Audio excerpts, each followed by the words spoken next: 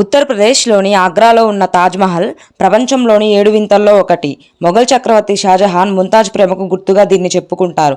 కానీ ఇది కేవలం ప్రేమకు చిహ్నం కాదు, చరిత్రకు నిదర్శనం కూడా. రీసెంట్గా తాజ్మహల్పై ఆగ్రా కోర్టులో వేసిన పిటిషన్ కొత్త చర్చకు దారితీసింది. ముస్లిం పాలనలో వేలాది హిందూ దేవాలయాలను నాశనం చేశారు, కొన్ని అయితే నామరూపాలు లేకుండా చేశారు. అందుకు చాలా ఆధారాలు ఉన్నాయి. అలాగే తాజ్మహల్ కట్టడానికి కూడా దేవాలయాన్ని కొల్లగొట్టి కట్టినది అని చాలా మంది ఆధారాలతో ముందుకొస్తున్నారు. అందులో ప్రసిద్ధ చరిత్రకారుడు పిఎన్ఓ తాజ్మహల్ హిందూ శివాలయం అని, దాని అసలు పేరు తేజో మహాలియా అని పక్కా ఆధారాలతో నిరూపించారు.